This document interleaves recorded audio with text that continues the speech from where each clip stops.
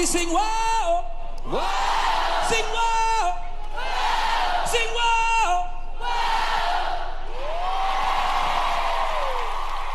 Wow. Welcome back. TNT soca artist Olatunji Yearwood has made it through to the next round of the United Kingdom's X Factor show after delivering a very energetic performance of his hit Bodyline, one of the UK's main competitive stages on Sunday. Yearwood, at 33 years old, who was described as a superstar and who won the Soca Groovy Monarch International Soca Monarch in 2015, wowed the judges. Simon Cowell, Louis Tomlinson, Robbie Williams and his wife Aida Field with his energetic performance, which he did in the company of two dancers. Come on, girl.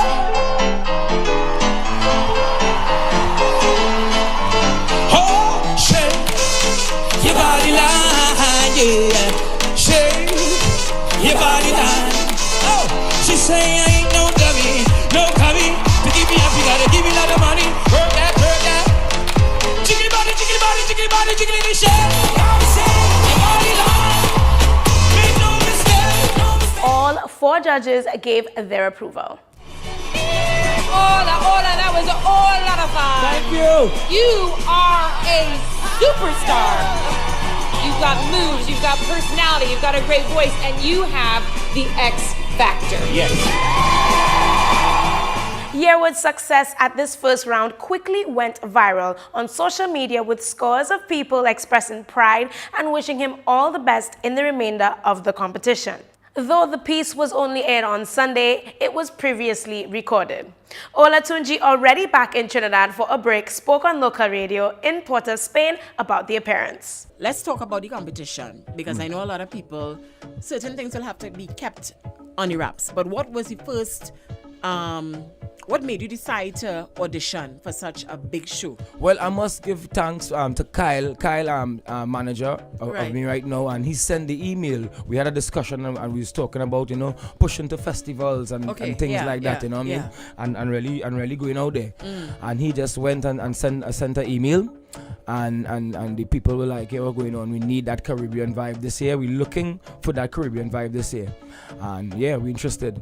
All right, and I know we were talking a little bit during the commercial break, and they were giving you what? Who's the person that was in charge of you, like to? I'm a researcher. A researcher. Yeah, Erica right. Budd. She's a beautiful one, and she's been helpful all the time. Big up Erica English? Budd. She's English? She's from Scotland. Oh, she's from Scotland. Yeah, she's from Scotland. And you were saying that she had no idea Yeah, what soca was. She didn't know. She didn't even know how to pronounce the soca.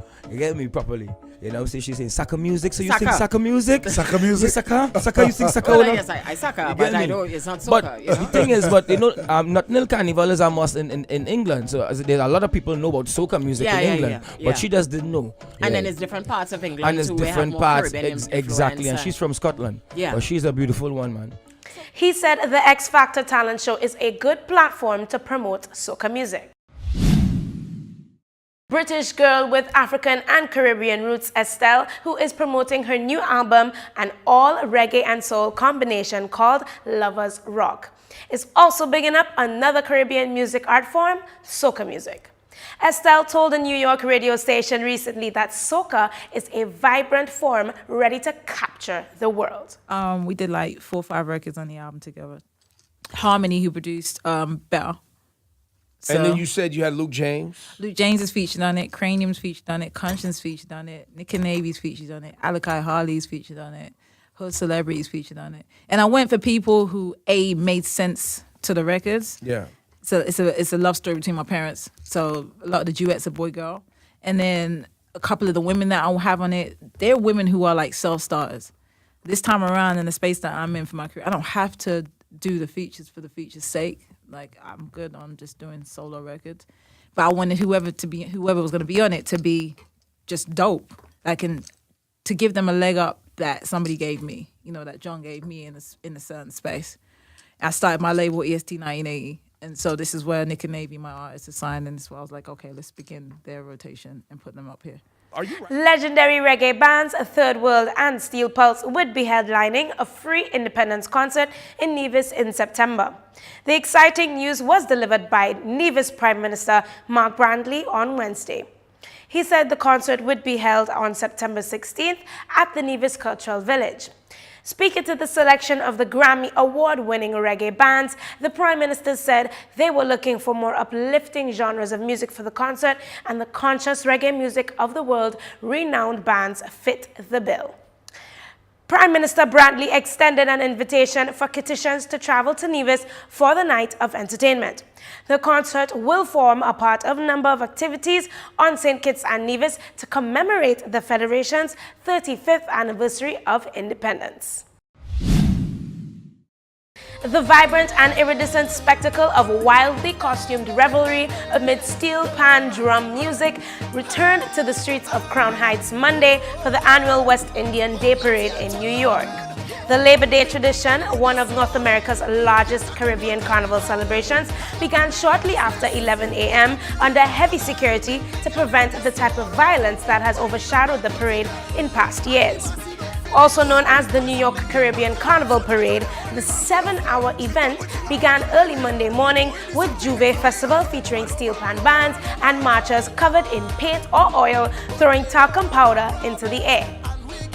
The significantly larger West Indian Day Parade, held along Brooklyn's Eastern Parkway, features dozens of bands and elaborately costumed revelers riding on brightly decorated floats.